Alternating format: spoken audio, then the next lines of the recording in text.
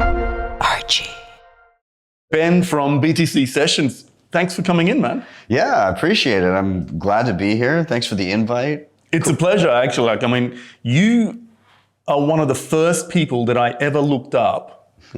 How do I custody Bitcoin? Awesome. And I didn't know at the time that you were this, that was your thing in this space. And I'm like, because that's how I learned how to use my hardware wallet, right? Yeah. It's like, how do I custody? It was such a huge anxiety-inducing thing for me because I knew that, it was a very sensitive thing. You're literally holding, in some cases, your net worth on a hardware wallet. I'm like, how do I do this? Because one of the first things when I came across Bitcoin, and in fact, one of the first things that actually pushed me away from it was like, oh, nah.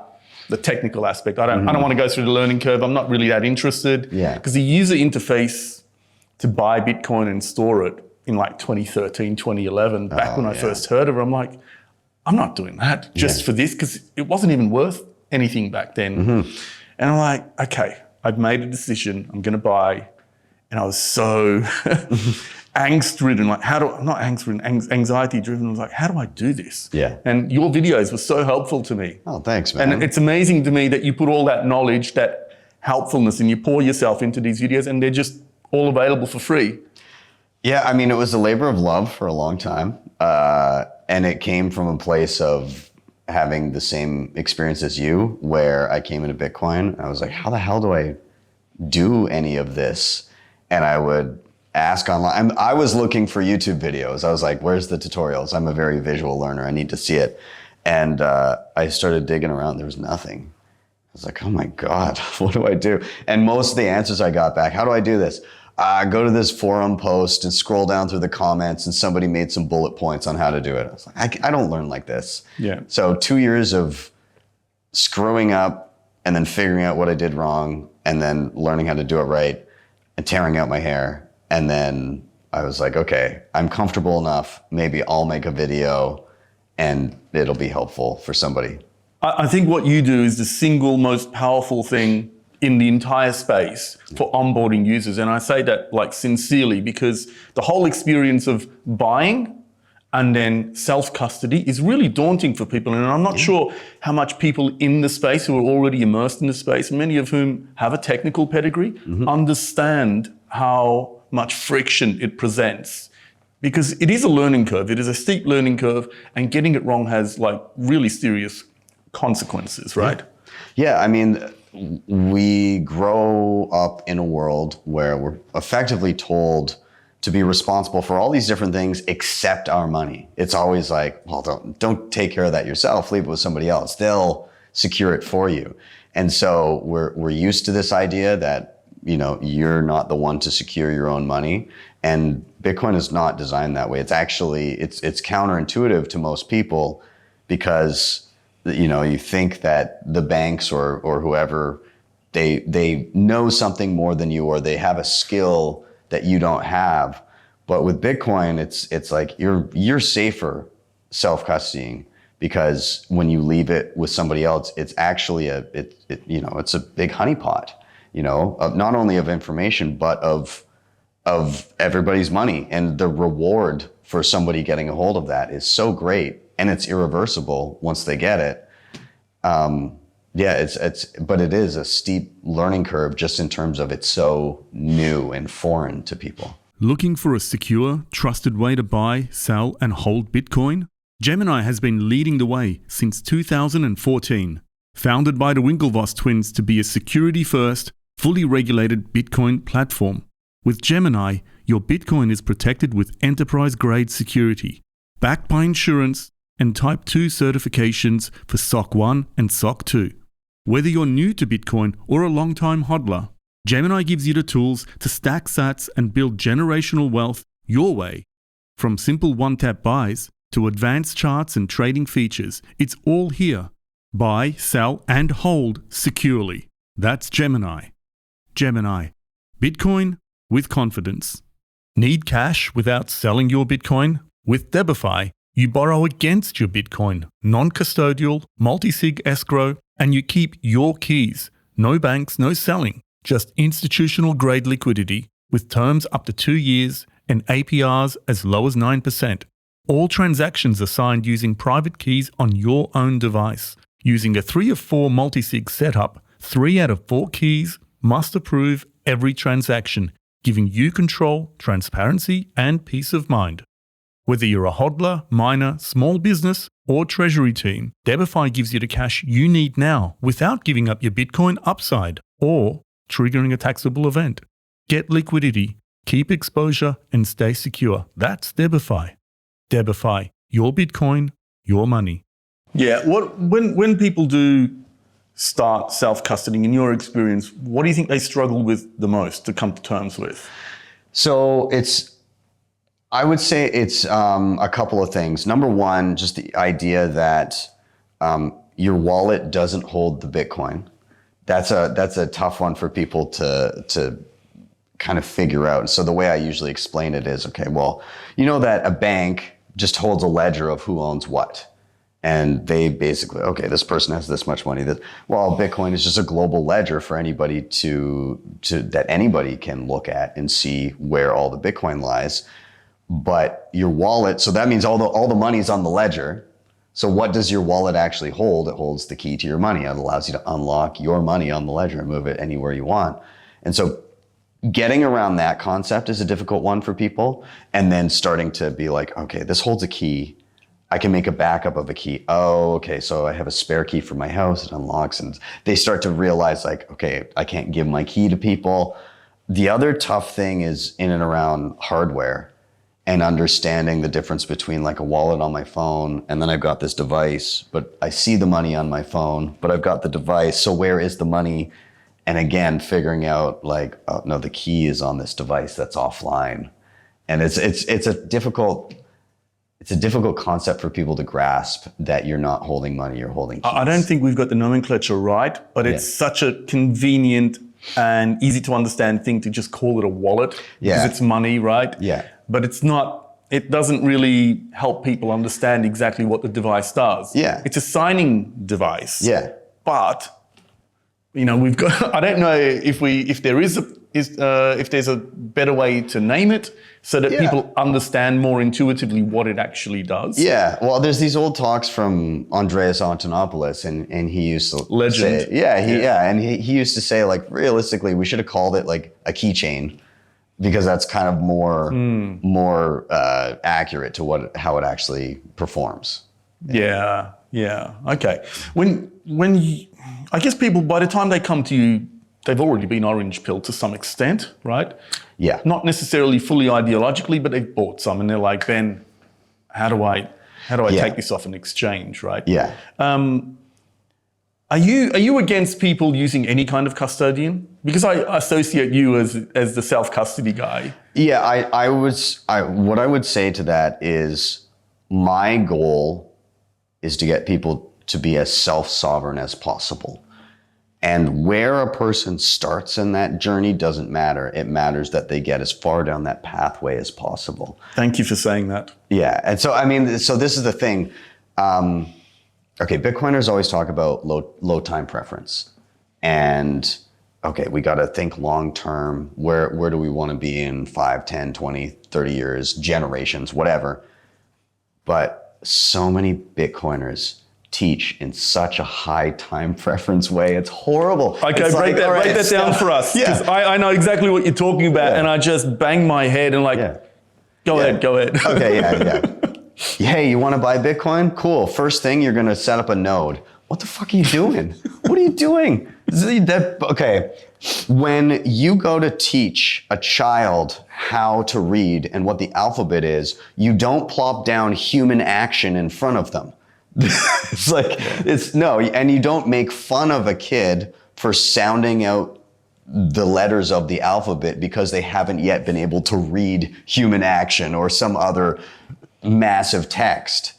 It's where are they going? So if the first step is sounding out your ABCs, or if the first step is you got wallet of Satoshi and you have $5 on it, that's not the end game. That's your first step. You did a transaction. Cool. What's next?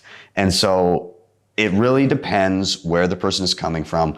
How timid are they around technology right now? start them where they're at, and then you leave breadcrumbs to the next thing and the next thing. The breadcrumbs are the important part. Always leave somebody curious and say, okay, you did this, awesome, get comfortable with that. Just so you know, once you're done with that and you're super comfortable, there's this other cool thing you should try after. But you don't need to throw everything in the kitchen sink at somebody on day one. They're gonna turn right back around. And if on step one down the path, they turn around and walk back home, you have failed. Yeah, absolutely. I just shake my head, like anyone expressing the smallest bit of interest in Bitcoin, and people dump all this ideology. Here are some books you need to read. And it's like, actually, why don't you just get them to buy $5 worth of Bitcoin and see it on a wallet? Like, one of the amazing things that I love to do is whenever an acquaintance or a friend expresses any kind of curiosity, is like, download a wallet. I'm going to send you $5. I'm going to show you how quick and easy this is. And they're like, wow. It's really instant, and they see how quickly it works.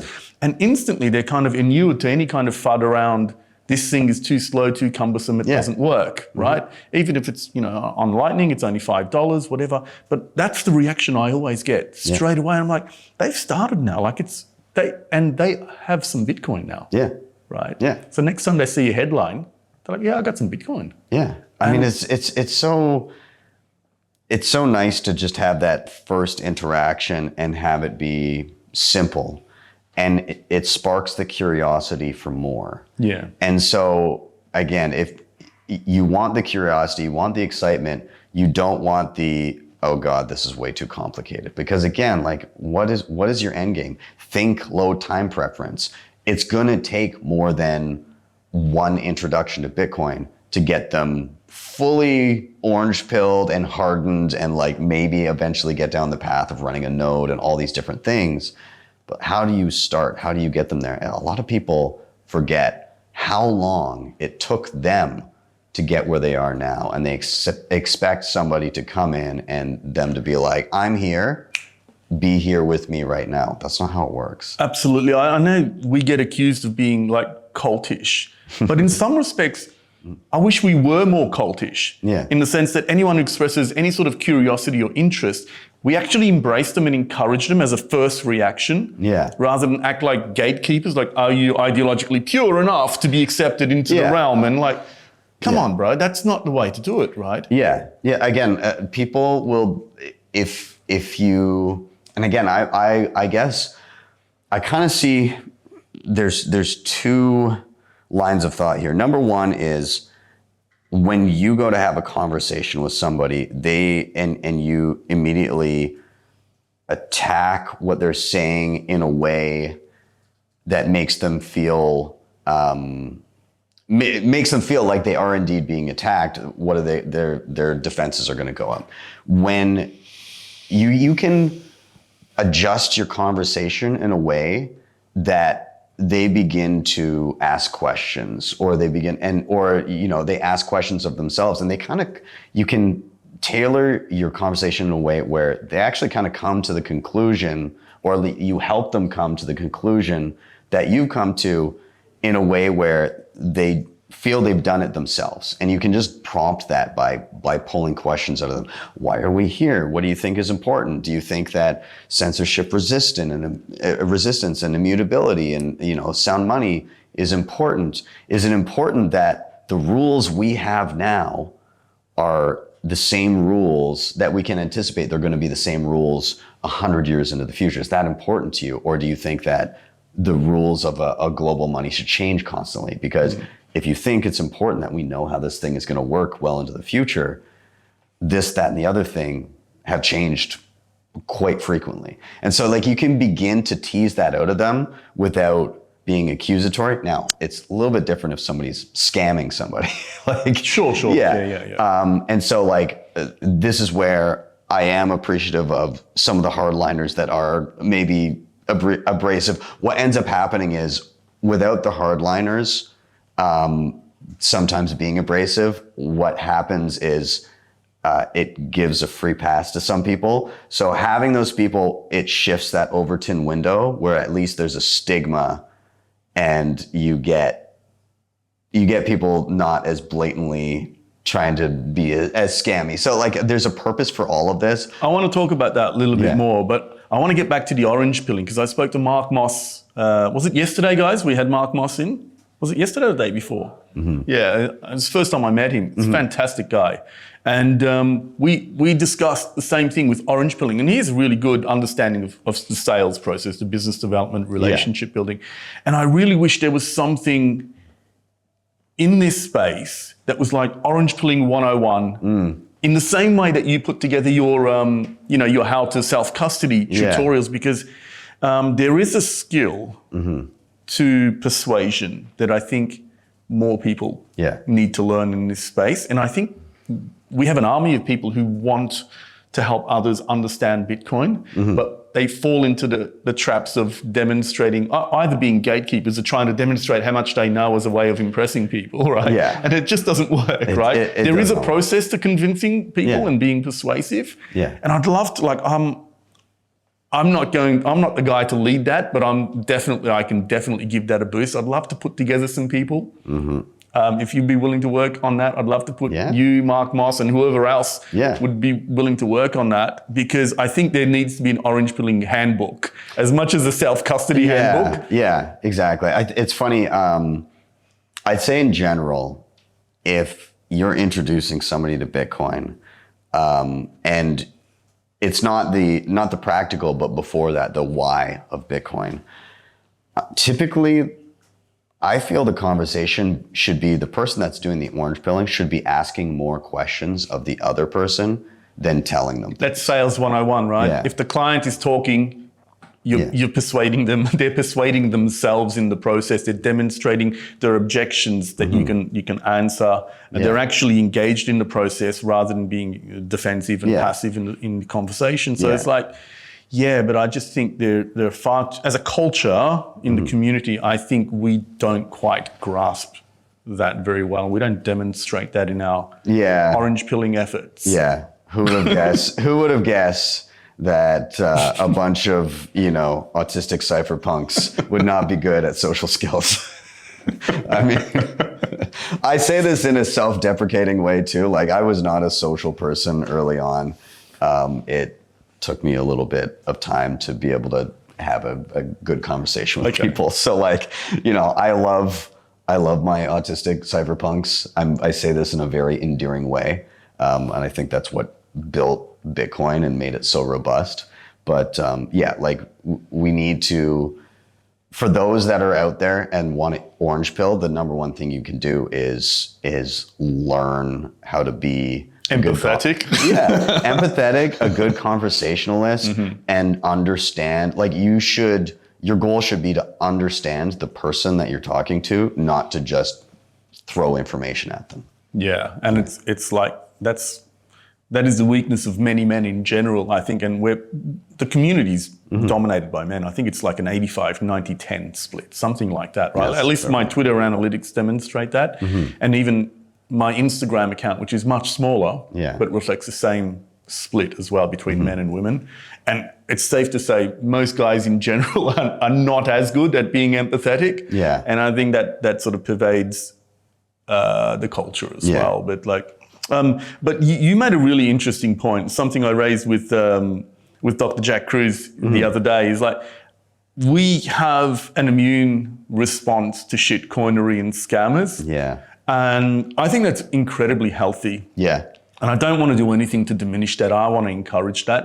But what I'd love to do, and I don't know how to do this, and I guess I'll throw it over to you. How do we do a better job of identifying when we cross the threshold from immune response to autoimmune attack?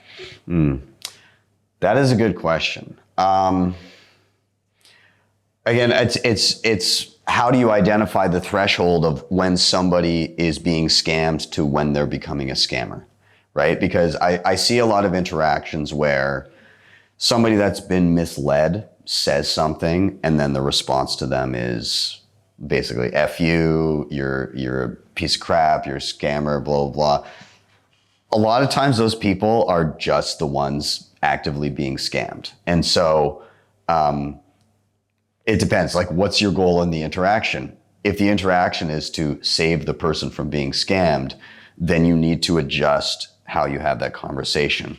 ask the questions that maybe the person themselves haven't asked about what, like, okay, XRP army, those poor souls. But like, if the person is convinced that this is the next Bitcoin, that, they've got so many deals with banks and everything. It's like, okay, we've heard this shit for a decade. Like, let's take a look at the chart of misery since, for the past decade here. Let's measure returns in sats. Let's look at the returns in sats for everything over all of history and look at that, again, that chart of misery. Have you seen that one where it's like, tracking returns in Bitcoin, and you see like the initial pump, and then everything just like everything trends to zero, and it literally does. Like that's not just Bitcoin as being parochial. It literally does. In terms of Bitcoin.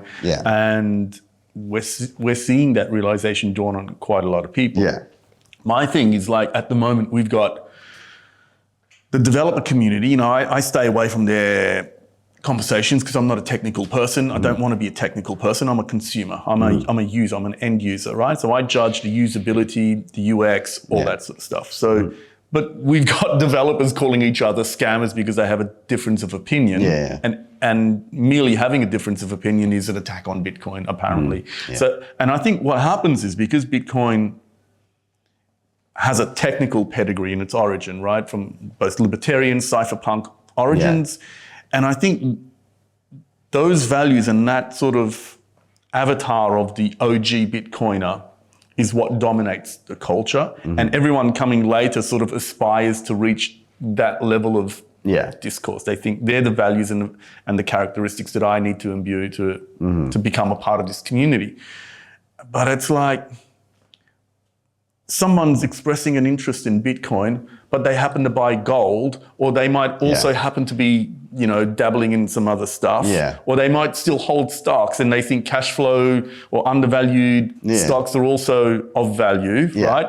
And suddenly they're shitcoiners, they're scammers, they're morons, or whatever. I'm like, bro, he's interested in Bitcoin, right? You don't have to tell him to upend his entire life and worldview. You can just encourage his interest in Bitcoin. Well, what's naturally going to happen? They're going to naturally be curious, and they're going to go down that rabbit hole over time. I think sometimes we can do the inverse of what we mean to do.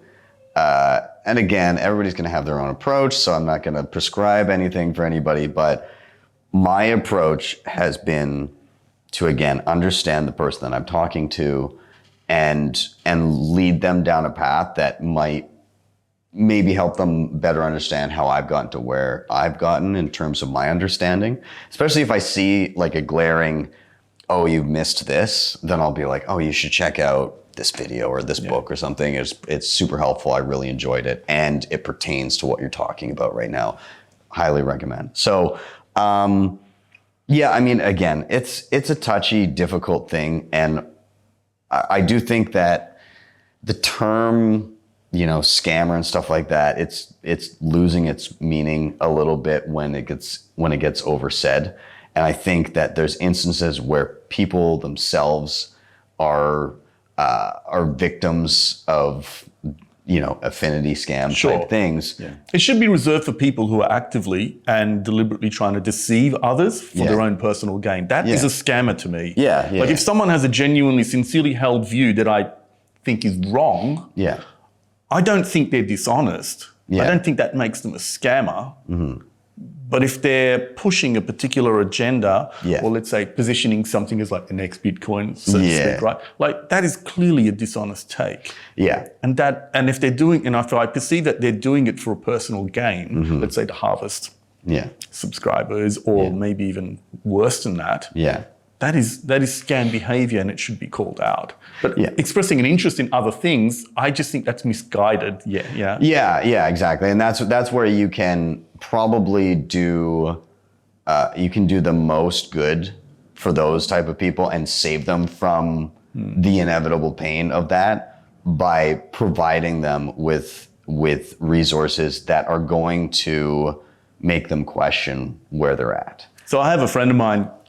I wouldn't say I orange pilled him, but I convinced him to buy Bitcoin towards the top of the last cycle, right? So we only had a discussion about Bitcoin. He knows I'm Bitcoin only, whatever. Yeah. He bought quite a bit of Bitcoin, and he comes back to me, and I also got some Ethereum and a little bit of this. Yeah. I said, why did you do that? We had a conversation Yeah. around. And I said, listen, look, none of that stuff's any good, right? Because Yeah. I know, but I'm interested in buying that. I just want to hold it. And you know what? I told him I didn't like it and wouldn't be worthwhile. You're better off just buying Bitcoin and holding it. But he did that of his own volition. I was just glad that he had the bulk of his money in Bitcoin and that he made that first leap into Bitcoin, right? And so he's going to learn the hard way. Nothing's right? more effective than touching the stove. But exactly. The main thing is we're still in touch and we talk about Bitcoin all the time. I haven't put him off by making him feel like a moron for buying other things. Yeah. Are you telling me you didn't immediately call him a shitcoin scammer? I'm cutting you off, bro. Friendship? Yeah, morally, I find you repulsive. No, of course not. And so, and this is the sort of behavior that I'm kind of highlighting that I think we can do a better job of people who are, their actions are kind of misguided. Yeah. But they're not harming anyone else by doing what they're doing. They're just misguided and they haven't really fully absorbed the lessons of the past. Yeah, think of, again, a lot of those instances, like a friend, picture you're convincing your mom about Bitcoin and then she picks up mostly Bitcoin and then buys some ETH and you're like, oh. Yeah. Mom, why would you know? I think that's a success. Like a huge success. Yeah. But you're not going to be like, fuck you, Mom, you fucking scammer. That's not going to be. I get the feeling there are some people who would disown their own mothers for that. I mean, they're just so strident. They're just so strident and antagonistic and just looking for a fight all the time. I'm like, where does this come from? Yeah. I mean, it comes from the ICO bubble. It comes from. Can you tell us about that? Because I wasn't around, right? Yeah. I remember the hype around that as someone who was away from the industry at that point. Yeah. But what happened during the ICO bubble that led to this kind of immune response? It was. I mean, it's okay. Let's go ICO bubble and let's make comparisons to this cycle. So, ICO bubble. ICO obviously a play on IPO, but instead it's an initial coin offering. And so basically companies saying we're going to have a coin. They tried to come up with reasons to have a coin. Oh, here's the utility. You're going to get a discount on this or whatever. But the confusion was in and around that people associated with it having like some sort of ownership over the company or it being tied to the value of the company in some way, shape, or form. But that wasn't the case. Like you didn't own anything. You owned a coin that could go up or down regardless of the value of the company itself. And so like a perfect example of this was Telegram had their like ton token or whatever the hell it was. Mm-hmm. Anyways, I think it's still a thing. I think it is, yeah. But the main point being is that Telegram, the company, could go up in value, but people could also have zero use for ton, which I would argue there is zero use for ton. And those, just because the company went up in value doesn't mean that the token would. Mm. So there's a complete dissociation with that. And when it first started, there was only a few companies that were doing it. There's only a few ICOs, and retail was like, oh, we're going to get in on the ground floor of all these different things. And so there was this FOMO. But what inevitably ended up happening was everybody and their grandmother was launching an ICO. And so all of a sudden, the supply far outpaced the demand for ICOs because ICOs were effectively infinite. And that, again, they were in no way associated with the value of the actual company. And so the blow off top was insane and everybody got destroyed. Those were, again, it was kind of like an echo of what came before, where it was like, oh, we're going to make a coin that's like Bitcoin, but we're going to improve upon it. So those were feigning utility. ICOs were also feigning utility. Oh, there's a use for this. Everybody's going to want it. Are they? Turns out no.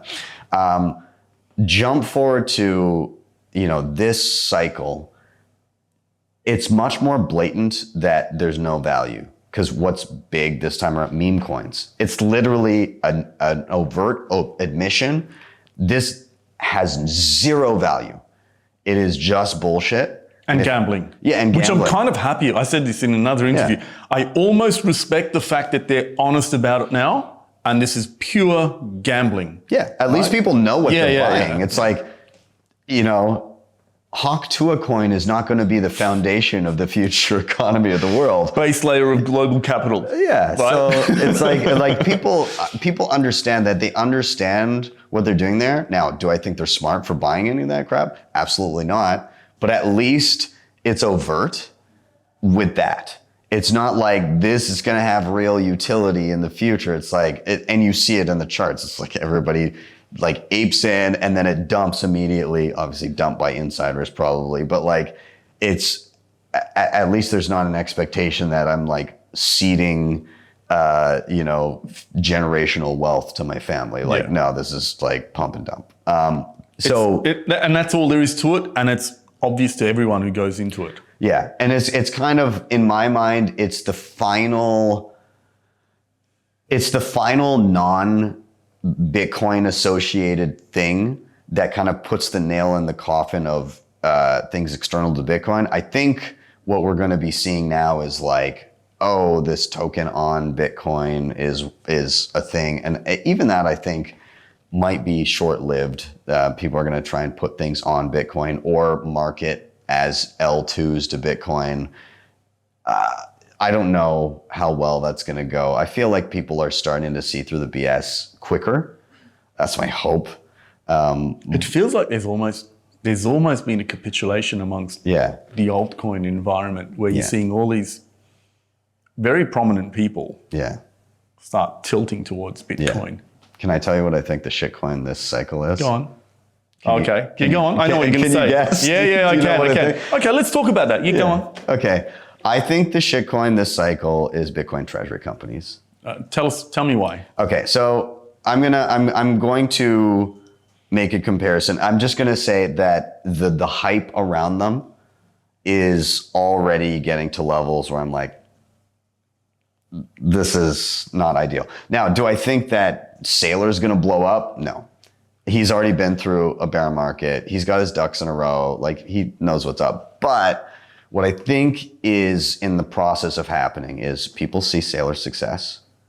He had a company that was it was profitable, and he was able to leverage that to begin stacking Bitcoin. Now he's using debt to do it, but he's done it in a way where he's able to get cheap debt.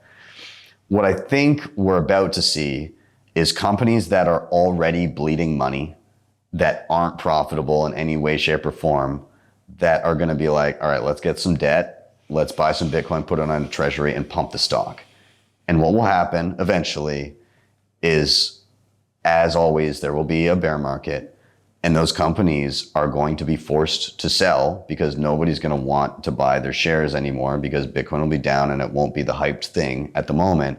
And they're going to have to dump Bitcoin at really bad prices, and they're going to go tits up. And there's going to be a bunch of them. I'm not going to say it's going to be every single company, but there's going to be a lot of examples of that, I think. Yeah. So I think that's where we're headed. And I'm not saying,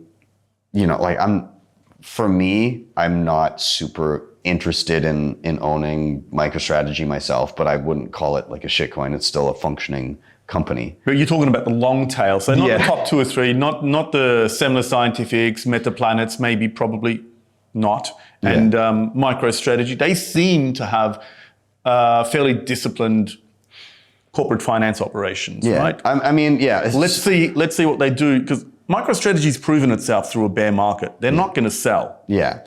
The other two, they're newer, but they have credible management. Yeah. But the long tail of unknowns and those that are yet to emerge, let's see. They haven't proven themselves yet. And history shows that when you have a hype cycle, you get a long tail of grifters coming. It attracts them, right? And they're going to come. Yeah. We haven't seen the peak of Bitcoin Treasury Companies yet. I think more and more of them will be created. Yeah, I think it's very clear kind of what happens right now for somebody that says, hey, we're now a Bitcoin Treasury company. People ape into that and they see, their stock go up quite a bit. So yeah, I think there's just going to be more of it. And I think there's going to be companies that cannot handle it. As an individual, so if you step back, as an individual, if you want to live on a Bitcoin standard, you've got to do a few things. You have to provide value for others. You have to spend less than you earn, and then you save in a money that nobody else can print. You've got to do the first two, because if you save in a money that nobody can print, if you save, but you're not providing value to others and you're not spending less than you earn, then at some point you're going to have to be selling some of that money that nobody else can print, because you got to cover your expenses. And so the same applies to a company. Like if you're not generating value for others, if you're not spending less than you're bringing in, if you're not profitable, then at some point, and it's probably going to be at a very inopportune point, you're going to have to sell some Bitcoin. Well, we have had at least one Bitcoin treasury company that say MNAV is a topic of, I guess, some controversy, right? And it's not up to me to tell the market how to value a company with respect to how much Bitcoin it holds and whatever. So if an investor wants to pay a multiple of its Bitcoin, it's not up to me to say so. But one of the interesting thing is speculation about, sure, now there's a positive MNAV. But what happens if and when, probably when, that flips to negative? And we saw that with GBTC. The difference is these Bitcoin corporate treasury companies have the ability to sell it. It makes rational sense for them to actually sell Bitcoin to buy their stock if, in fact, they want to pursue their stated aim of increasing Bitcoin per share. Now, that's going to be an interesting proposition in a bear market.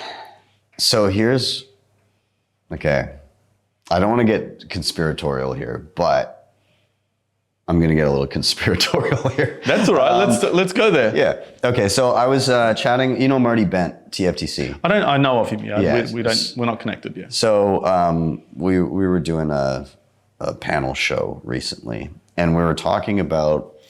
You obviously saw when Saylor was talking. People were like, "Oh, you should, show proof of reserves. Where's the addresses?" And when he was talking about it. So they're obviously a public company. They publicly state how much Bitcoin they have. So they're already being very transparent with the amount of Bitcoin that they own. And then when somebody said, well, you should show the addresses because that'd be great. Do you have plans to do that? And he said that it was a security risk to show the public addresses. That didn't sit right with me just in terms of technologically speaking. Like if, the security risk is in letting somebody know how much Bitcoin you have. Like if I came here and I was like, I have 1 million Bitcoin, like I don't have 1 million Bitcoin clearly, but if somebody came out and said, I have X amount of Bitcoin, the security risk is in that now they could be a target, right? And they can do things to mitigate that, but there's still like the $5 wrench attack, right? We're gonna threaten you until you figure out your key situation and send it to us. But if you've already publicly disclosed how much Bitcoin you have, saying that it's in an address and showing the address does not add additional risk. It gives transparency of what you do with that Bitcoin next, but it's not like having the address allows somebody to reverse engineer your keys. Otherwise Bitcoin would be broken. And so I was chatting to Marty Bent about this and he was saying like, well, they report, obviously quarterly. So there's a lag of what they've done in the interim. Also, there's other custodians involved there. But the main point being, as you're talking about, what if the NAV is below? It makes sense that somebody might sell Bitcoin, buy back shares to keep the Bitcoin per share at a desirable level. Well, if you start doing that and people can can publicly see what's happening without the lag, then you lose that kind of advantage of being able to do it and then announce it later. People can front run your selling and then depress the price or short it even further. Yeah, as soon as it leaves the address, there's going to be an indication that something perhaps is happening. And so, I think about that as like, okay, well, is Saylor going to do that? I don't know. I'm not going to say one way or the other, but like, are other treasury companies going to do that? I think that's very possible. I have a fair degree of confidence that Strategy, Saylor's company, will not do that because they could have done it in the last cycle and they didn't. And one of the things is they don't want to sell any Bitcoin so that the topic of conversation around are they going to sell is completely off the table. Yeah. I don't have that same level of confidence in other companies being able to resist that temptation. Yeah.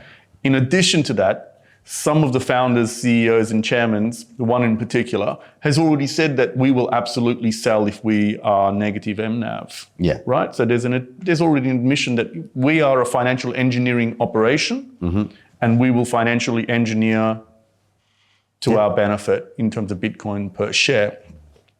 If that's done at scale, I suspect what will happen is that will invite speculation on all the other companies and further exacerbate any kind of drawdown that we see in the Bitcoin price on the other side of any sort of parabolic spike. Yeah. If we do, but my thing is like, if we don't see a parabolic spike, I think it's just going to be something, it's just going to be a crawl up, kind of like the Amazon 10-year price crawl, right? Yeah. Occasional drawdowns, 30-40% that are short-lived. Yeah.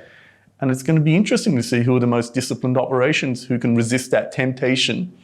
Yeah. Well, people's time preference will be showing, I suppose. But I think you're right. Like if it gets more volatile, then everything's up in the air. But if it just kind of, it's funny because Bitcoin's been doing well. It feels so boring comparatively to previous cycles. It's been a lot crazier. It reminds me just on the chart of the 2016-17 build up. Yeah. But over a longer period. And my guess is like with respect to human nature, the longer we go without a confidence breaking event, its confidence is likely to accelerate in its build up, and then I don't know to what extent there will be a parabolic run, but my guess is at some point there will be. And I'm not sure we're there yet, but I think at some point we will. I want to get back to Saylor and MicroStrategy's publishing of their addresses, because I find that a really interesting thing.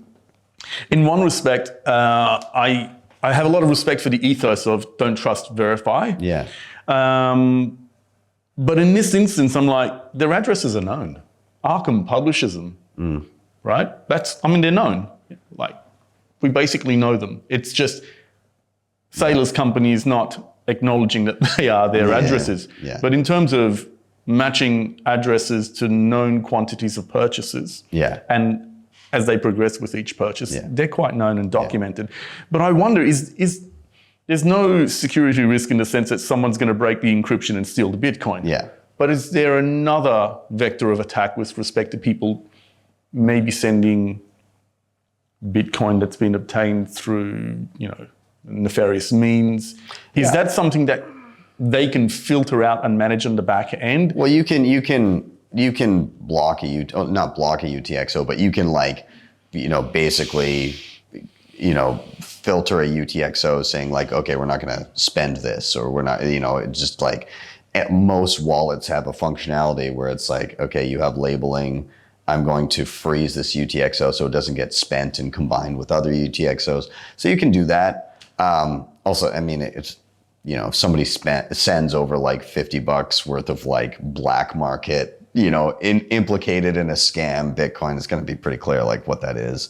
But what about and then there's the other thing of the social engineering thing where, a lot of people, they transact through their wallets, they use addresses from previous transactions. Yeah. And so I don't know what the exact terminology is when an attacker will just spam addresses. Oh, like with a dust similar attack. Yeah, with a similar appearance of the wallet address. And so people who have established the pattern of behavior of just copying previous destination addresses, Yeah, maybe. Yeah. You know, that's also an attack vector, right? I mean, I Yeah. don't know what their custody backend solution is like. Yeah. My guess is they use a combination of Fidelity, Coinbase, and maybe who else. Yeah, yeah, But I guess they just don't want that complexity. But yeah. if you're an investor in MicroStrategy, right, you're buying MicroStrategy stock. Yeah. So the presumption is that you should be satisfied with the level of disclosure and auditing that a regular listed entity undertakes. I think so, but I also think we have a unique opportunity right now. Right now, the status quo is there's a degree of opaqueness to large financial institutions. Your average person can't go audit a large financial institution. A large auditor goes in and says, "Don't worry, everybody, we got this. Trust us." I mean, like, yes, they're regulated entities, but at the same time, we get the opposite on an individual level. In the US, it's like your $600 Venmo needs to be reported to the IRS. Sure. So it's like, you know, the largest institute, HSBC, is laundering money for cartels. Meanwhile, your Venmo is like under a magnifying glass. And so with Bitcoin, you have the opportunity to completely flip that script where the average person, for their day-to-day transactions, which nobody needs to know about, can have like Chaumian eCash level privacy. Meanwhile, the people that are stewards of other people's wealth, with Bitcoin, we have the ability to hold them to the highest level of accountability and auditability by just simply being able to see the addresses. And I think that's where the Overton window needs to shift towards. Like, if you're protecting other people's money, every single person should be able to be like, there it is. And if you're just dealing with you and you're having your day-to-day transactions, it should be able to be as private as you want it to be. Yeah. So I think that's where I'd like to see the world head. And I don't fault anybody for saying a large institution should be more transparent. To finish off this topic, I'll just say I'm a champion of increased transparency. But if you're an investor in securities and you can see on-chain the Bitcoin that MicroStrategy holds, that's still only one part of the equation. Yes. We don't have visibility of liabilities, for example, exactly. right? And so okay, you can see the Bitcoin, but it's telling you nothing about the position of the company and the security, really. It's only it's not giving you a clear view of the overall position of the company. It's telling you about the Bitcoin is there. Yeah. But we know that anyway. Yeah. Like, we see that through Arkham. We can. Yeah, it can only It's already serve there. as a canary in the coal mine to suspicious activity. Yeah, Right. sure. Yeah. So I think we're in agreement with that. Let's talk about self-custody options. Yes. Because you're the guru for that. I mean, Yeah. like, you know, Yeah. maybe humility will prevent you from accepting that title, but to me and to a lot of people, you are the guru in that. So, like, if someone wants to self-custody Bitcoin, what's the landscape at the moment? What are the types of options? How can we group the options? Like, what types of... Yeah. So, okay, somebody brand new, you're going to be, you know, your first step is where are you going to obtain Bitcoin, and then just doing the basic bare minimum, like get yourself a hot wallet on a phone, just to dip your toes into the water and understand that. I typically say for somebody brand new, you've got 3 steps that you want to try and get through. Where do I get it? How do I use a general wallet, just like a hot wallet, and then choosing your hardware. So obviously the hardware is where it's like, okay, I've got some savings and I want to secure it. In terms of kind of some of the things that I've seen that I really like and that I use day to day, it's no secret that I really enjoy like my cold card. I mean, one of the things I love about it is that Rodolfo, or NVK, the guy who started CoinKite, he literally made it just because he didn't, all the solutions out there, he was like, this isn't good enough, I need something. So he built it for him. And then he was like, okay, well, I'll let other people buy it too. But he's always thinking of like every possible threat vector, and he wears his tinfoil hat, and I like that about him. But in terms of hardware, I'll give some general things that people can think about when they're trying to select what they're going to use. So number one, is it open source? Like, can somebody go and actually audit the code if they want to see what it's doing? Do you have a window into how it's functioning in the back end? Because that's important, because even if you yourself can't audit it, it's good to know that there's other eyeballs on it. And if there's a red flag, somebody's going to look and be like, that's not great. So is it open source? Number two, I would also say, do you like the interface? Like, how do you want to interact with it? Are you going to be on a laptop primarily? Do you need it for mobile? How are you going to be using it? And that's a personal preference thing. I would also say, I have a preference for using devices that are Bitcoin only or offer an option for Bitcoin only firmware. And the reason I say that is because with additional complexity of supporting a whole bunch of other coins, that does a couple things. One, it's an opportunity cost because you've got a limited size of a team. And if you're focusing on like adding every single coin, it can take away from, how much time you put into the Bitcoin side of things. But two, like with the complexity of the firmware, supporting all these different coins, there could be additional attack vectors. So if you can get Bitcoin only firmware, or if the device just comes natively Bitcoin only, I really prefer that. The other things that I would consider, do you want it air gapped, which means, some devices you can plug directly into a computer or a phone. Others are, you do it in a way where maybe it's NFC, maybe it's QR codes, but it never directly plugs into anything internet connected. I would say that the additional security afforded through that is, it's marginal, but the difference would be if you plug in a device to a computer or a phone, that device can prompt your hardware to do something. So when you say on your computer, I want to send this transaction and I want to sign it, it then prompts your device to do something to present you with, hey, do you want to do this? Do you want to approve it? Whereas if it's air gapped, you're having to take that device and then say, I am about to spend, and then scan the information in. So it's more so that you're more intentional with it. And so you have to be more present with exactly what you're doing and be checking. You've got to confirm your intentions on both interfaces, the air gap device and the actual internet connected device as well. Exactly. So I would say it's kind of like a flow thing where because you're being more intentional with what you're doing, you may be more inclined to be double checking the information on both devices, making sure everything's correct, and you don't hand over any sort of control of your hardware, albeit temporarily, to like a computer or a phone. Yeah. Other than that, like, what other features does it have? Like, does it handle multi-sig fine? If you want to dive into that, and we can touch on that a little bit.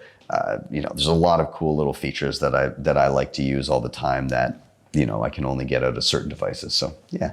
So that's a really good solution for an individual. Mm-hmm. I guess a lot of people thinking about their family, hereditary, that sort of thing. What sort of options do people have if it's self-managed? Yeah.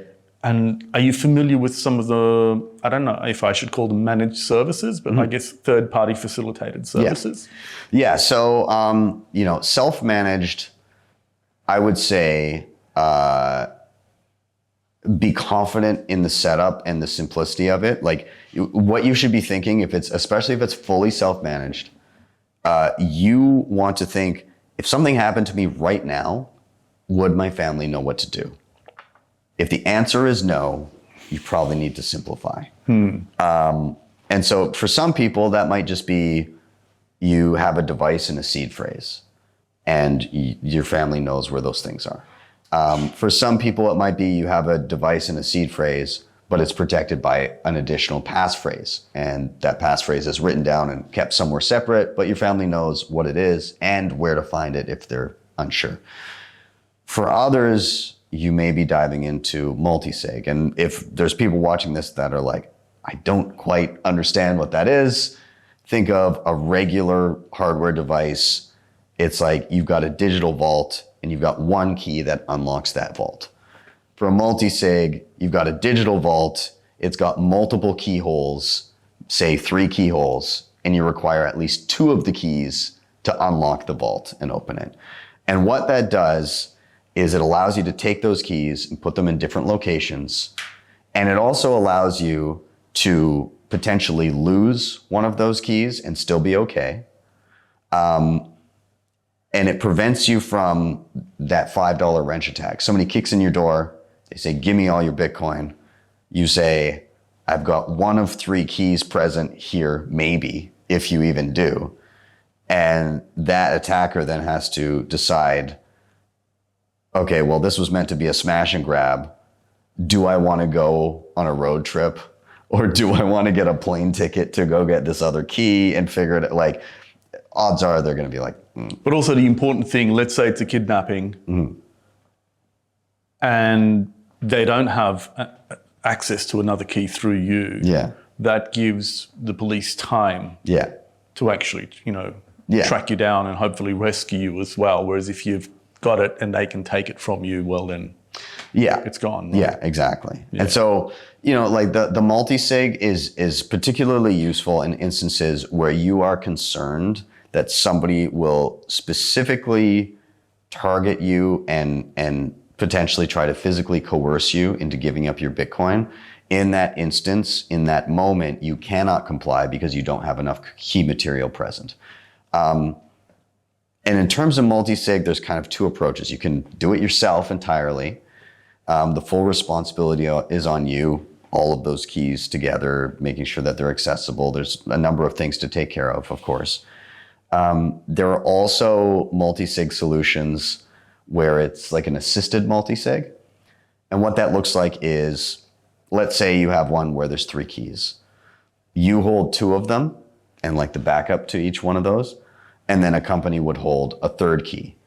And what this does is at any time, you can move funds unilaterally without the permission of the company. They have no say, you have enough keys. They cannot move funds by themselves because they've only got 1 key.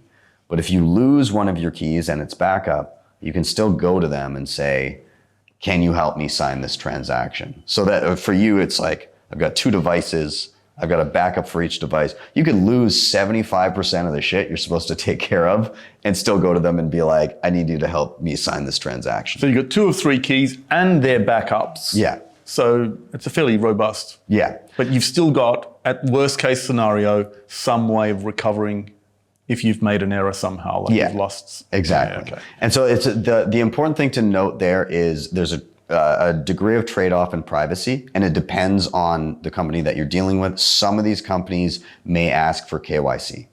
And so in that instance, they have a key, they can see what's happening in the multi-sig, they can see how much is there. And that's actually, right now, that's kind of the case for all the multi-sig solutions. They're gonna be able to see the amount that the key is associated with. However, some don't require KYC. So like Nunchuck is an example where they have like a thing where you don't need to have ID or anything associated with that. It's just all done on a technical level.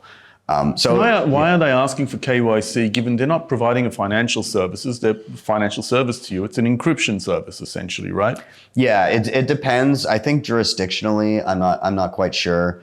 It might be different in the US versus Canada where I am. But yeah, like, if privacy is on a priority list for you, then you're going to lean towards a non-KYC option, obviously. So, yeah. Okay. Have you had a chance to look at BitKey? I have, yes. And so because we're talking about multi-sig, and that's an interesting, how is that a pure multi-sig situation, or is there some kind of variation of multi-sig? Because I saw that there was some controversy around it, but I didn't dig into it. What's going on there? Okay, so I saw a lot of, they had their campaign and around lose your seed phrase, that kind of like seedless. I like having the seed. I'll say that first. Okay, so the way that this functions, and I did do a video on it, so I'm gonna, from my recollection, kind of tell you from the best of my recollection, the functionality here. So you've got 3 keys. There's a key that's on the device. There's a key that resides on your phone, and there's a key that resides on a server that belongs to BitKey. So again, you hold 2 keys. BitKey holds a third. There's also a way where you can back up your phone key with trusted contacts. So like if you have a relative, they download the BitKey app, and it takes your key on your phone, encrypts it, duplicates it for them, and they just hold a key. They can't see into the vault or anything. They just have a piece of data that you can recover if you need. So they have a key. It might be, I guess, password enabled or something like that to unlock it. Yeah. And you've got that password, something like that. Yeah. Exactly. Okay, it's essentially a backup then. It's right? a backup. It's like the equivalent of having a seed kept somewhere, but it's not a seed. It's just data backed up with a friend. Yeah. And so functionally, how does this work? You can set thresholds where the key on the phone effectively acts like a hot wallet. What's really happening is you're signing with the key on the phone, BitKey is signing with their server, and they'll do that automatically below a certain threshold. So here's your spending amount. Above a certain threshold, it will say get your device and use that in concert with the key on your phone. And hang on. So that's a little bit different. That's not a 2 of 3 multisig then. It sounds like the server has to validate everything that you do. No. In that instance, you can sign with the key on your phone and the key on your device. Independent of approval on the server side? You're roped into using the BitKey software. So you have to use their app. But you can, technically speaking, you can sign with the 2 keys that you yourself hold. And so what happens if the server's down? that would still function though, because you have 2 keys, right? It's 2 of 3. So the server key can function as like a quasi hot wallet because below a threshold, but they won't, depending on where you set things, they won't sign above a certain amount.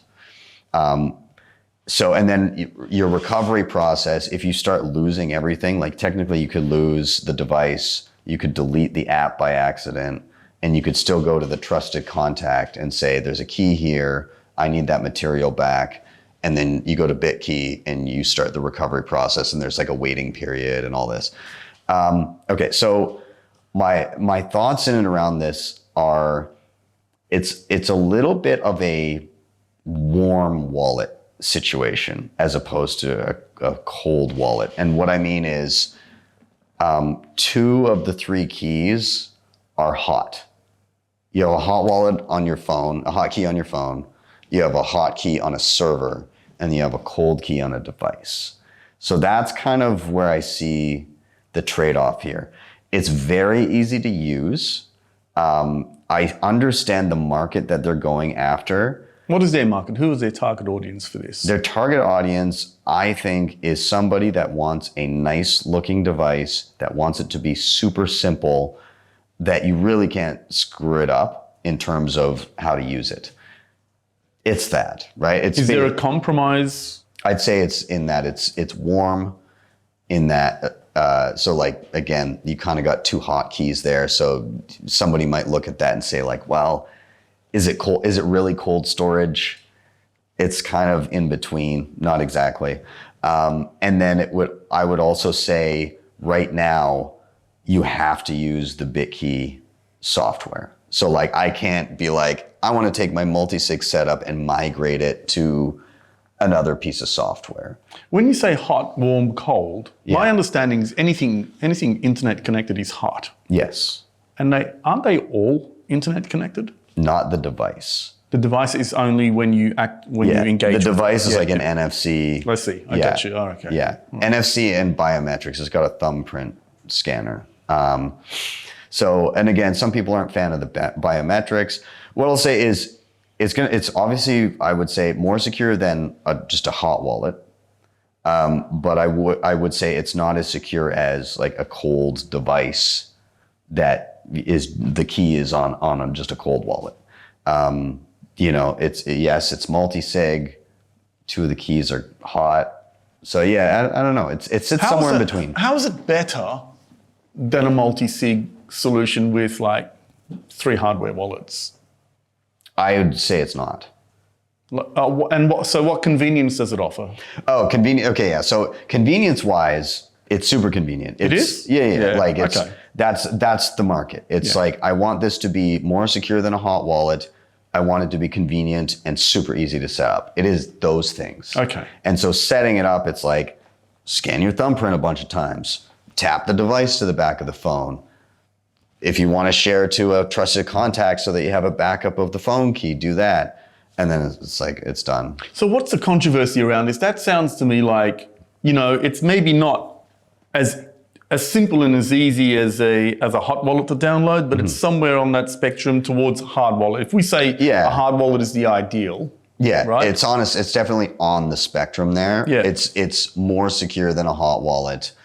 I would argue it's not as secure as just a singular cold storage wallet that for some people may feel complex. Okay. And so my sense is like, shouldn't we have a broad range of solutions for different people with different priorities, right? Yeah, absolutely. I think this is going to be, let the market decide. Like I gravitate towards a cold card. I quite like it. It has all the features that I want.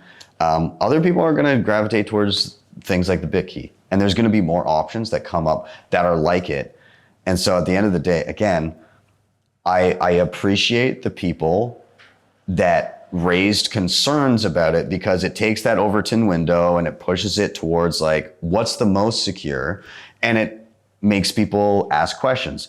Is this secure enough for me? Do I trust this enough? We should absolutely always ask those questions. And I thought that discussion was, for the most part, I didn't really see too many objectionable interactions, to be honest. I thought for the most part, that was really a productive, fruitful dialogue on the timeline, as opposed to some other topics that come up. I think, is it the Operaturn debate was like, that just went over the edge to me. Like they stopped discussing the actual substance of the issues and just started calling each other scammers and attacking Bitcoin. And I'm like, okay, well, that's not, we're not talking objective facts, then we're just labeling each other, right? Yeah. Also, I think at the end of the day, even with that, and I'm not going to go deep into all the controversy, but what came of that is a number of people objected to a particular change to Bitcoin Core.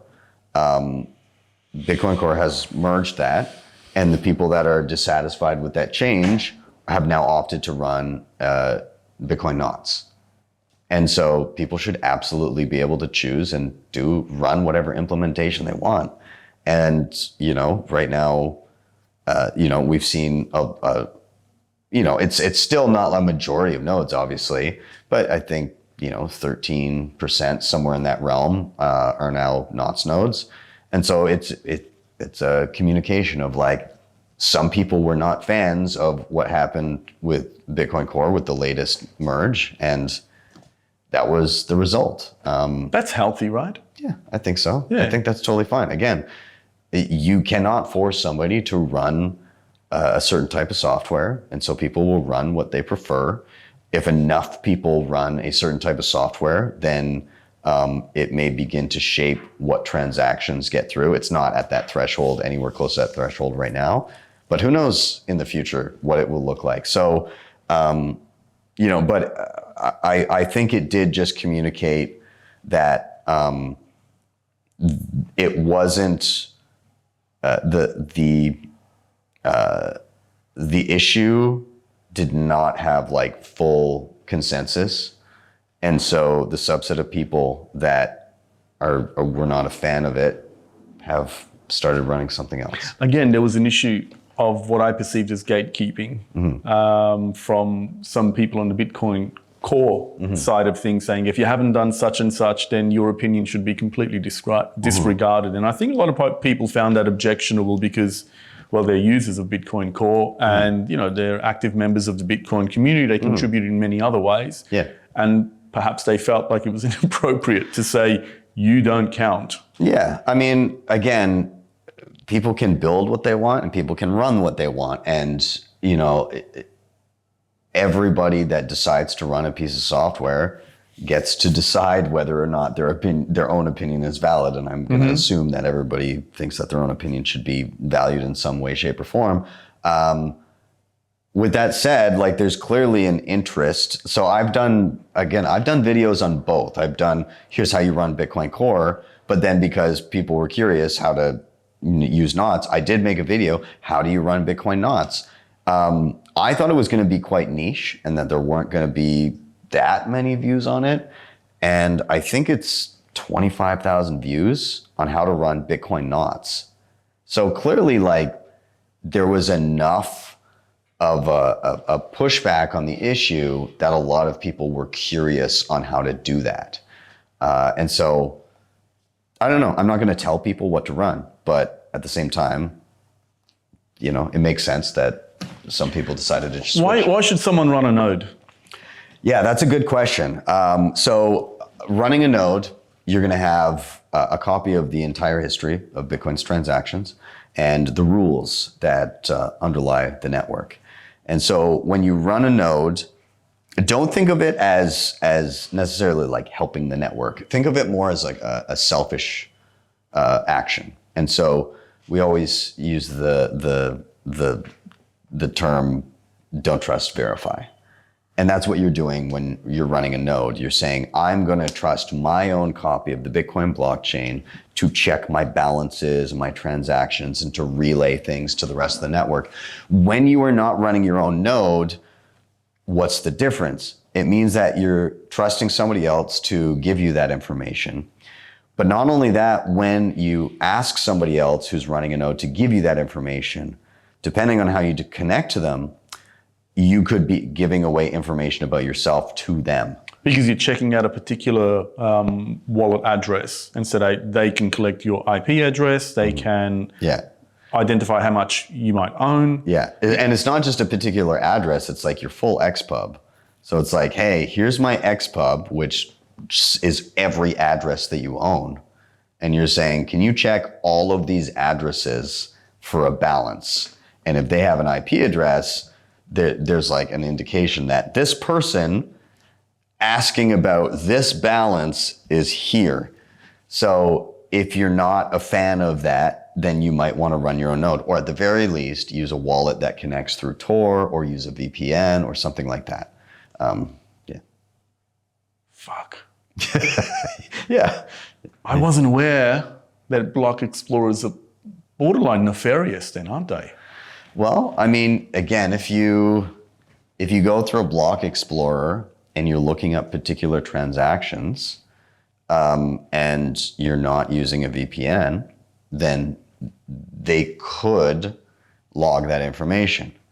They might not, but they might. And even if they say they don't, it's a little bit of trust me, bro. But you can run your own block explorer on your own node. So if you're running like a Start9 or an Umbrel, you run a copy of the Bitcoin blockchain, but you also can run applications that can use your copy of the Bitcoin blockchain. So you can run mempool.space and look up your transactions, and it's all perfectly private because it's just your own copy of the data. And you're not advertising your queries to the internet. You're just checking your own copy of the ledger. Okay, so let's run, I love simplicity. Simplicity is beauty for me, right? How do I run a Bitcoin node? I want a solution that's plug and play. Don't ask me to download anything. I just want to plug it in. And I know the transaction set has to be downloaded, but I don't want to configure anything. I don't want to do anything. I just want to plug it in and it works on my laptop. Is there a solution that exists like that? Because the last time I checked, might have been a couple of years ago, there was nothing around like that. It was all here, buy this, put this together, configure it like this. And I'm like, I don't want to do that actually. No. So there's two that I really like. The one that I primarily use is Start9. Start9. Yeah. I like them. They're a little bit more cypherpunky. They're about to roll out like an update to their interface to make it even more user-friendly and kind of, nice and clean. But I really like them and their ethos. They've got a unique thing where they've got a kind of like an app store. It's like a marketplace.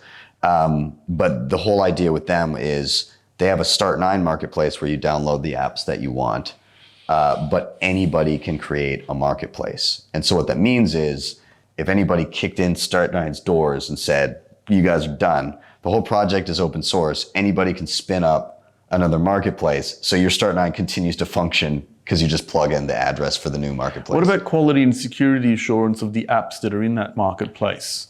So the Start9 marketplace is the one where they go through, they vet all of the apps in there, they take the time, and they also offer support for that to help people out if they have issues or whatever.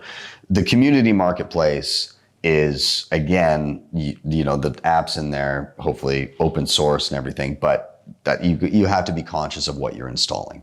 So just like anything, if you have an Android phone, you know, hopefully you go to Google Play, you download something, it's supposed to, you have a degree of certainty, it's not super malicious, maybe. But like if you're installing something from a website as an app, you know, you never know.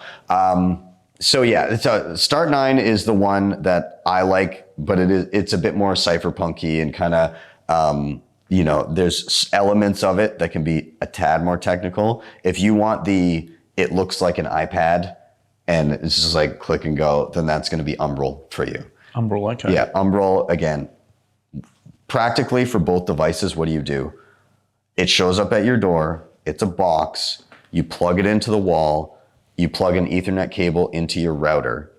And then you go on any computer on the same Wi-Fi network and you type in umbrel.local and a nice little display page comes up. You make a password and then there's an app store. Download your Bitcoin node, download your Lightning node, whatever. Can they operate through your Wi-Fi? Yeah. They can. So it's either cable or Wi-Fi, they both will work. Yeah. Okay. Yeah. That's really cool. Yeah. How much does a device like that cost? I'm gonna venture to say right now somewhere between $400 to $500. So it's like a mini PC. That's more than a hardware wallet, right? Yeah. It's and I mean these devices. Yeah, you can run your Bitcoin node on them. You can do all that kind of stuff. You can also do other things like you can be self-sovereign with your data. So you can self-host like your photos and files and passwords and, you know, media center and all that. And so there's a lot of functionality you can get out of it that goes beyond just Bitcoin. What's the business model for these, for Umbrel, for example? Yeah. Is it that is there an additional license fee that you've got to pay, or is it just a one-off? They sell the device and then they update the software and maintain that as well? Yeah, it's a hardware company. You buy the hardware. It comes with their software on it and support if you run into issues. Same with Start9. Their whole thing is open source. You can technically just build it yourself or use an old laptop and install it and do that yourself for free. But if you buy the device from them, then you know, it's plug and play. You don't have to build anything. And then you get really good support from them as well. So, but they're a hardware company. What's the best way to buy a hardware wallet considering security and your delivery address could be an attack vector? PO box would be advisable. What about the source of purchase? Like, would you buy something from Amazon that said, you know, Trezor store or something? Yeah, I mean, you can, and there are mitigation techniques that you know, some of the hardware manufacturers now use it as a distribution source, but you want to make sure that it's coming from. It's actually Trezor. Yeah, it's actually Trezor. Yeah. So you gotta make sure you're doing that. I would say by default, the best approach is to just go through the website of the actual company. But I do know that some of them do ship through things like Amazon. So if you're there, just you know, make sure like who is the reseller? Is it the actual company? And then a lot of them won't come with the firmware installed. So that means that you go to the actual website and so the tricky bit is if you're getting it from somewhere else, like you got to look at the packaging. Has it been tampered with? Is it open? And also you've got to make sure that, and this is where you get some scam attempts, some phishing attempts, is the number one thing that I've seen is people get a package, they order hardware, it arrives, and they get a very nicely printed out, official looking thing saying, here's your seed phrase. And you're going to set up and you're going to go through these steps. You're going to say import wallet or like recover wallet, and you're going to type in these words. Obviously, the problem with that is somebody else has created that seed phrase. They have a copy of it and they're just watching for money to land there. As soon as it does, they're going to take it. You're saying that that's inserted into the actual package that you've purchased? Yes. Where does that, at what point is that inserted in there? Do you think it could be like... It's when you go onto a website or you go on to, say, Amazon, and there's some sort of reseller that basically got their hands on some Trezors or Ledgers or whatever hardware and said, we're selling this hardware, and they've cracked the package, put in the insert, and then resealed it and then shipped it to you. Cold-hearted, man, these scammers, honestly. Yeah, it's scary. And to the average person that's never used Bitcoin before, they're not going to know. Yeah, they're not going to know. It's my seed phrase. Yeah. That sounds familiar. It looks official. It's got all the seals. They probably had it professionally printed.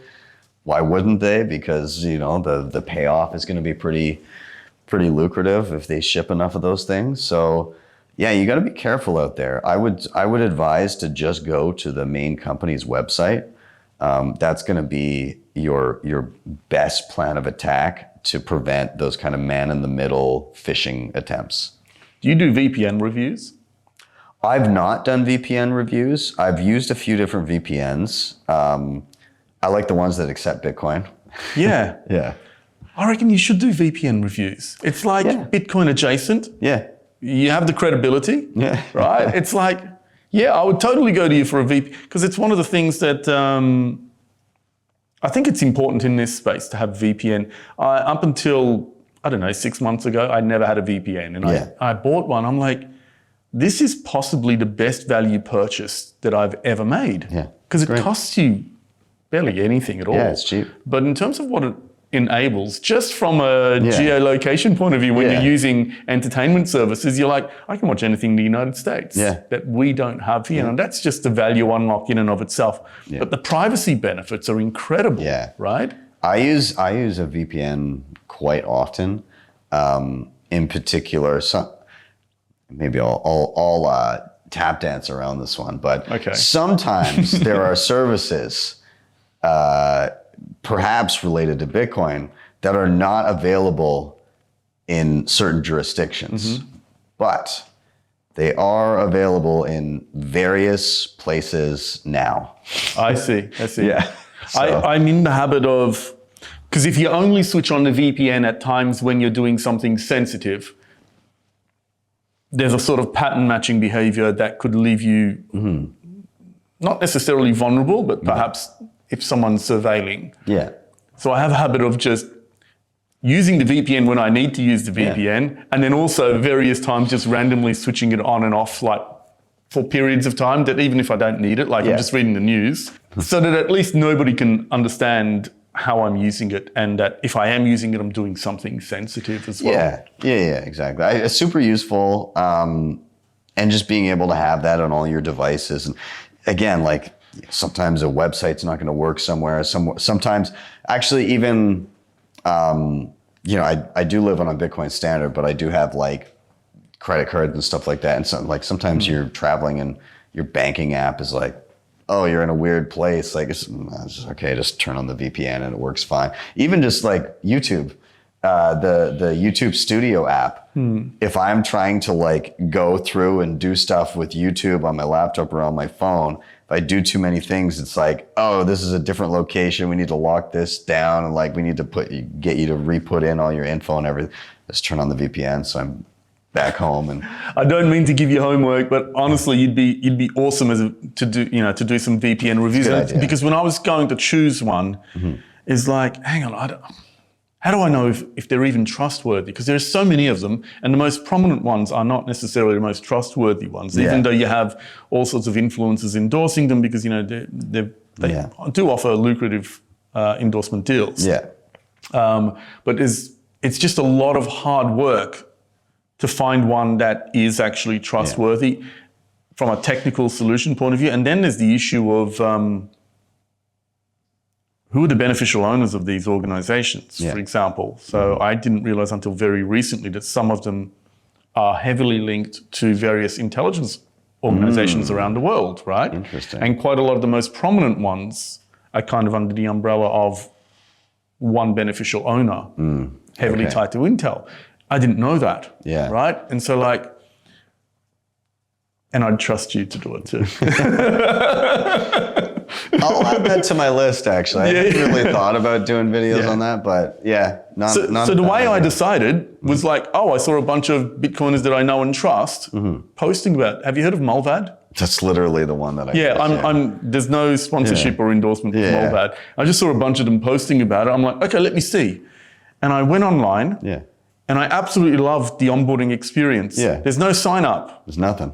Pay with Bitcoin. Yeah. You get like a little code, download the app, and away you go. The code's good on like 5 devices or something. Yeah. And it's cheap too. And it's so easy to use. Yeah. And so I got it on my phone, got it on my other devices, and I'm like, this is really, really good. Yeah. So I love the experience of that, and I hope more organizations start using that kind of onboarding process. Oh, yeah. And Bitcoin enables or facilitates that transaction as well for the payment. I'm like, that's fantastic. Yeah, no, Mulvaz. I was curious which one you were using. Yeah, that's I've used a handful of other ones, but I think I think a couple of the bigger ones that I tried, different websites and stuff become aware of like which servers are theirs, and so they start being like, okay, we'll block that one and that one. I found that for certain things, those VPNs wouldn't work for me, and so Mulvad's been pretty good. So I mean, the one thing that I'd love to communicate to people that I think is becoming more and more of a passion of mine is encouraging people to learn how to actually use Bitcoin day to day by establishing local communities. And I say this in that I don't think that Bitcoin is going to be banned tomorrow, but I do think that there could be instances of regulatory whiplash, things like that. Like, who knows what happens in 4 years in the US if like all of a sudden the Democrats get back in, and what if there's some sort of like huge crypto blow up between then? They'd have more than enough ammunition to go hard the other way. So, I mean, just keeping that in mind that, your life is only as easy as the current administration will allow it to be.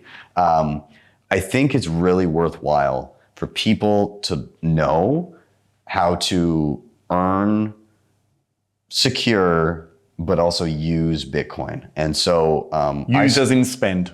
Spend, yeah, absolutely. Yeah. And so, you can do the spend and replace thing. You can do all of that. Again, I have been working hard to make most of my income in Bitcoin now. And so I have to spend it because I don't have enough dollars to cover expenses by design. It was a couple years ago, a lot of people were whining about some of the choke point stuff that was happening. I think it was Swan was trying to give like a little heads up to people, and they were like, obviously they were getting pressures from the banking system, and the banking system was telling them, if anybody coin joins and then sends money to you, or you send money to them and then they coin join immediately thereafter, we're going to start shutting down, either you shut down their account or we're going to start shutting down your bank accounts for the exchange. And so Swan had to go out and be like, hey guys, if you coin join within one hop of using us, we're going to have to probably shut your account. So just so you know. One hop is the first transaction or the second transaction? The first. So like, let's say I coin joined and then I have Bitcoin sitting in a wallet that was just coin joined, and then I send it to Swan, then that would have set off a red flag. And so the thing that irked me was everybody was attacking the messenger. Everybody was saying, oh, what are you doing? This is ridiculous. And it's kind of like, well, I mean, they're a business. Like, what do you want them to do? Yeah, so they're trying to give you a heads up.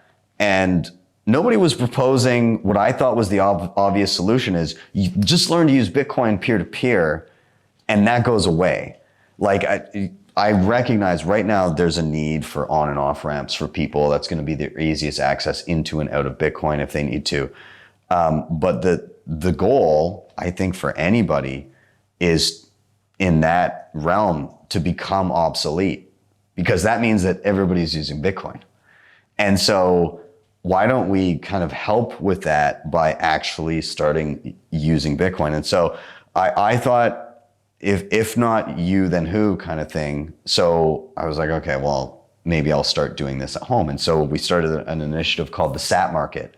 And so all we did is we went to the local Bitcoin meetup and just started saying, hey, I do this for a living. I'm willing to accept Bitcoin, or I'm looking to purchase the following thing with Bitcoin. Is there anybody in the room that does that or know somebody who does that? And surprisingly, started to become easy to be like, I'm looking for, somebody who sells beef. And within 15 minutes, I found a guy. And so it started to pile on. And so every meetup I'd go and I'd say, I'm looking for this. And I'd encourage other people to get up and ask or say, I do this if anybody's interested. And then we threw together a market for the first time. And we got a bunch of people together and just kind of had an event, and everybody brought their products and goods, services, whatever it may be. And we all just spent Bitcoin. And we've now been doing that for about 1.5 years. We're about to do one when I get home again. And there's somewhere between 40 and 50 merchants coming to it. And so we built like an actual community, and not just of like, here's a Bitcoin t-shirt. It's like, I have a dentist, I have a personal trainer, I get all my beef, eggs, chicken, I got a plumber, like all of these things that I actually use and kind of need, and I can do it all with Bitcoin. And so, what's more resilient than that? If you have to rely on a third party to utilize your Bitcoin to obtain something you need, then there's always the risk of that being chopped off. But if I know the guy that sells me eggs and accepts sats for those eggs, it's really, really hard to tell me not to be friends with that person. And so I think this is how we win, where yes, spend less than you earn, save in Bitcoin, but also learn how to use it. I think it is super important for Bitcoin success. Thank you for that message. I think it's something that I need to take heed of more because, I'm living in the UK. It's a store of value for me primarily, I would say most of the time. And it's only when I come to sort of events like this or when I've been to El Salvador that I've actually used it as a means of exchange. But I'd love to be able to use it more locally, and perhaps it's incumbent on me to make that happen as well. We're going to make a blueprint for what we did, because it's a large city. It's very different from a small town doing a circular economy. You can't just walk down the street and say, you should accept Bitcoin, because all the Bitcoiners are kind of spread out. But I think we've got something going, and so we're going to try and make a bit of a blueprint and encourage other people to replicate it. So maybe you can replicate it too. I'm happy to give that a boost and look into that as well, because definitely. Ben, thank you so much for coming and talking to us. It's been a pleasure. Sure, and maybe we can do a further podcast on that, and perhaps a broader discussion about Canada at some point as well. Absolutely. I'd love to have you on again anytime. Yes. Thanks, man. I appreciate it. Likewise. Thanks, brother. Yeah.